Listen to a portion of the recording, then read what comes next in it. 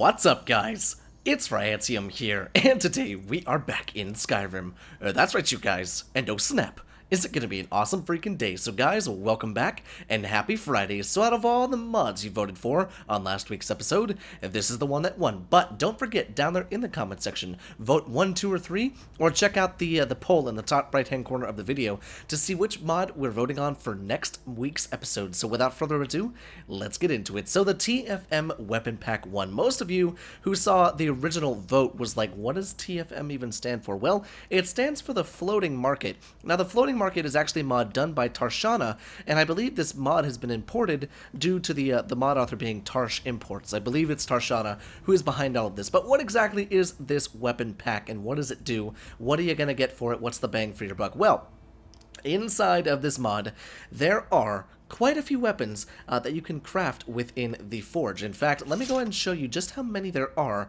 within this entire mod. So if we go ahead and come into weapons, all of these are from the same mod. Now, don't get carried away. Those are not the statistics for the actual weapons. These are the statistics for the actual weapons. Now, some of them say 2H, some of them say 1H, and some of them say T1. Now, I will go ahead and preface this here in today's video. In the mod description, it says all 20 of the weapons are tiered weapons, so they will level with you. At tier 0, which is level 1, you have, and then there's tier 1, which is level 12, tier 2, which is level 25, tier 3 is level 32, and level 4 is 40 and up. So kind of cool. So from level 1 to level 12, you're at tier 0. Same thing with level, tier 1, level 12 to 25.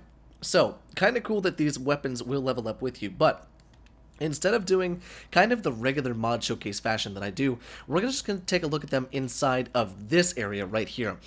Now, each of the swords that you see right here, they are the same ones. Some of them just do more damage than others. The tier 1 as well as just the two-handed. The tier 1 is because I am level, let's see, what level am I? I'm level 20. So that means I'm in tier 1, which is why it has a T1 next to it. So we can go and just check this out inside of here, but you craft these under the Elven and Iron Smithing sections. Both of those sections within the Smith is where you're going to find them. I would imagine you need the perk to do it, but let's go and take a look at these, shall we? So Aetherius is the first blade. Super cool looking, kind of cool to have in your arsenal. It's a two-handed weapon. I love the waves and the serrated blade at the top. Looks really, really cool. Really well done. The long handle kind of looks a little strange in my opinion. I wish it kind of flowed more from the blade into the handle and into the pommel, but overall, I think the blade itself looks pretty freaking cool. That is indeed a two-handed weapon. Now, the one-handed weapon, Argent Reaver, kind of crazy. If you look at, like, right there, it kind of looks like a skull at the hilt. So the hilt, it looks like two little eye holes, little eye sockets with a little diamond above it. Kind of looks like a skull face. Kind of cool. Beautifully done sword. And you'll notice a theme throughout a lot of these swords. A lot of them look like paddles, and I said that in my head as soon as I saw some of them. And what I mean by that is it's a skinny stick with a very wide and long kind of area where you would hit someone with a paddle, kind of like that, or like a paddle on a boat, something like that. But we can move on. So this is the one-handed Ariuk, I believe is how you would pronounce that. But all of these swords are very fantastical, very fantasy. Looks like they could come straight from Diablo, World of Warcraft. I mean, everything that's fantasy is here. Kind of cool. Maybe Dragon Age, who knows? But this one's probably one of my favorites. And then we also have Calamity. Here's another one that kind of looks a little bit paddle-ish, just because the short handle with the super long blade. Kind of cool. I love the etching done within the sword. The actual blade looks really, really high resolution too. And a lot of these swords, they are indeed super high resolution. Not to mention, whatever level you are is the one that you can craft, which is kind of cool. Now this one is my absolute favorite because it's practically from Diablo, and I love that. Now, as you can see, there at the crossguard, we have this big dragon head with this really, really cool curved blade that looks like a spine that goes up the top of it, with these little red dots that go all the way up the side that could be little jewels for all I know.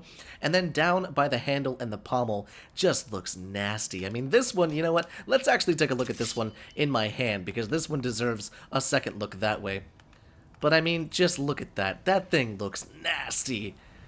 Oh, that's so cool. I love that so much. The sunset is coming, so we'll go ahead and look away from it. But that is Dragonblight, one-handed sword. Now, this sword right here, For those of you that have played the Witcher series, I want to say that this is a Witcher sword. The reason being is because it looks very reminiscent of the steel swords slash silver swords, and the reason I say that is because on the end of the pommel, it's a bear head or a wolf head. I can't really tell. It's hard to get too close or very close to it, but it looks more bear-ish rather than wolf-ish. In fact, let's see. This is a two-handed weapon, and then this is a one-handed version of this weapon, basically. They're basically the same sword. But I'm just curious. Let's dual-wield them both and see if we can actually see what it is, because he'll hold it up just like that. Let's see. All right, looks like it's going to be nighttime. Perfect, just when I didn't need it to be. Time, noon. Thank you. And then we can go ahead and come back down here and do that. And now we can go ahead and take a look at this. Yeah, that's gotta be a Witcher sword, dude. That's gotta be a Witcher sword. Let's see if I can pull the camera down here and see the pommel right there. It's gotta be. That looks like a bear head. So most likely it's the bear head, which is pretty freaking cool. Now, like I said, both of these weapons are pretty much the same.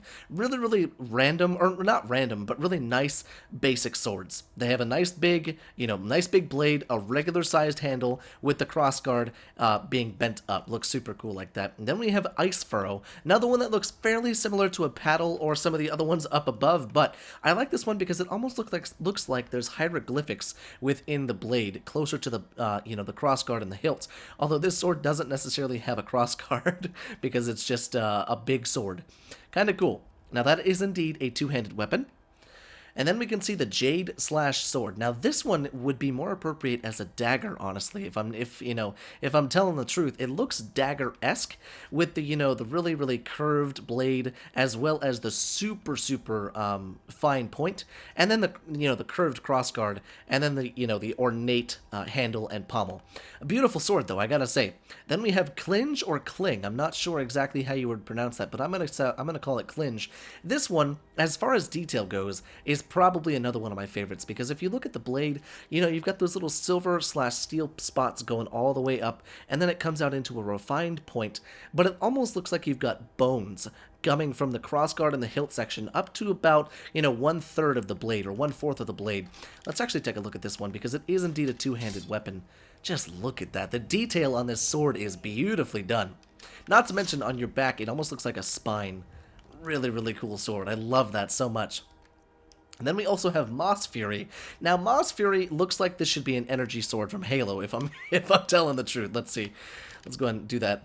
Looks like it could be an energy sword from Halo or, some other, like, sci-fi fantasy game. Kind of cool. Maybe something like from StarCraft. I don't really know. But when I first saw this, I immediately thought Halo. So the next one we've got is Oginim's Saber, something like that. It looks to be sort of like a katana-esque sword. Really beautiful etching on the blade. Did you just see that? Holy hell. It's like the replacement for the ebony blade, except instead of it being a two-handed weapon, it's a one-handed weapon. Really, really beautifully done. So now we can go ahead and check this out inside of here. I love the crossguard too. It looks really, really cool, because it looks like it's circular from this way, like it would go all the way around, but when you turn it this way, it's ovular instead of circular. Kind of cool. And then we also have Mir, another one that looks fairly paddle-esque, but that is okay. And then we have these big devil horns that come out at the crossguard to form the hilt. Kind of looks really, really cool. But again, I'm not a big fan of the super long handle or the super short handle with the super long sword. It just looks kind of wonky in my opinion. But then we have Peacekeeper. This one is interesting with the the diamond slash. Those are diamonds. So yeah, the diamond, the diamond shaped like. Crossguard and hilt, kind of strange looking, but the blade is really cool looking. I kind of like the big black groove through the whole entire thing. Plus, the handle looks fairly unique. It looks like it's carved out of wood. Do you see that? Looks kind of cool. Then we also have Silverlight. Once again, the short handle with a very long blade, and this is indeed a two-handed weapon. Now, it looks as if it looks more comfortable in the person's hand rather than in the in the preview section. Let's see, let's do that, and then let's put the timescale back down to 20. I had it at like 512 times the timescale, so I apologize about that. But It is a cool looking blade, especially on your back. If we go ahead and take a look at that right there. It does look really cool. So I would imagine a lot of the ones that I've called paddles may look pretty cool on your back or on weapon plaques or anything like that. Because that's honestly what I would use this mod for, is I would use a couple of the swords, but most of them would be going up into an armory, if I'm telling the truth. And then we also have Starbreaker. Now this is another one that I immediately thought sci-fi. Looks like something out of Halo, looks like something like the Covenant would have over like a, you know, a grand hallway or something like that. Just looks like something crazy. Super alien looking, but its counterpart, Star Shatter, so you have Starbreaker and Star Shatter, they're both about the same sword, just different color schemes, and I gotta say, out of the two of them, this one's kind of my favorite. Looks really, really cool. Then we also have the Stormforge Saber, another katana-esque sword, but this time, instead of having the ovular hilt, it's got a circular cup-like hilt, which is really kind of cool. That's fairly reminiscent of what a katana would look like, with the circular, you know, crossguard and hilt, but beautifully done handle with the regular pommel, and then the nice big curved blade looks really, really cool. And it looks like you got some glyphs right there at the bottom. Do you see that? Let's see if we can get a better view of that. Let's see. It's the one at the top. Yeah, you can kind of see the ones up there. Let's see if I can... Yeah, there you go. Now you can see it a little bit better. But even still, very cool weapon. I like the way that one looks. And then we're nearing the end of our list. But we have... excuse me, goodness gracious. We have Tempered Fate, which is another cool looking one. I like the kind of angelic crossguard right there. And I like the glyphs and the etchings in the actual blade. Really, really cool looking. We have the Tomb Raider sword, not the Tomb Raider sword. Good one, Ryan. But what I love about this sword is, once again, it takes kind of a sci-fi-esque, you know, look to it and gives it a fantasy spin. Because this honestly looks like it could be a Daedric artifact, if I'm telling the truth. Because look at the face right there at the crossguard and the hilt and like the cover for your hand. Looks really, really cool, really well done. And it reminds me of a cutlass because it has that guard in front of the hand. Kind of cool. Plus, I love the red and the black and the silver. Just looks really, really nice. Then we also have Tranquility. Now this sword out of all of them I think is my favorite, besides the dragon one at the top. The reason being is because this just screams like Scottish Claymore or just regular fantasy medieval sword. This would be my go-to weapon to have in my arsenal. And I only wish there was a two-handed version, because there's not, and that makes me kind of sad. Unless the one below it was the two-handed version. No, okay, it's not. But it makes me kind of sad. I wish there was a two-handed version, because they're just such good-looking blades. I don't know what it is about them, but they just make me so happy. I think it's just the shape of them, honestly. Beautifully done blades. And then we also have Verciel, or Verciel, or something like that. Looks very like someone from the Diablo series, like one of the angels would wield this. Kind of cool to see, honestly. Then we also have the Vindicator Sword. Now this one, I'm going to give you my honest opinion about this. It looks like a reskinned wooden sword that looks bronze. I'm sorry, might be a little harsh, but I don't like this one. Out of all the pack, I think not liking one is fair and warranted. And then we also have Windbright. Another one of the paddle-esque ones, but it seems most of the paddle-esque ones are indeed two-handed weapons, but I love the design on this one. It's very reminiscent of one of the other ones that we saw with, like, the spine going up the blade, but looks really, really cool. Almost looks like it has, like, Aztec stuff around the crossguard and the hilt. Looks good on my back, that's for damn sure. And then we also have Wind Razor. Now, this is the last sword in the entire pack that you can build and you can, you know, craft and temper as well. And I gotta say, I like this one out of, like, most of the paddle-esque swords because the thinness of it, you know, it's not too fat and it's not too thin, but I kind of like the design to it. Now, just as I said before, guys, all of these swords can indeed be crafted within the forge, any forge, and they can indeed be tempered to make them even better.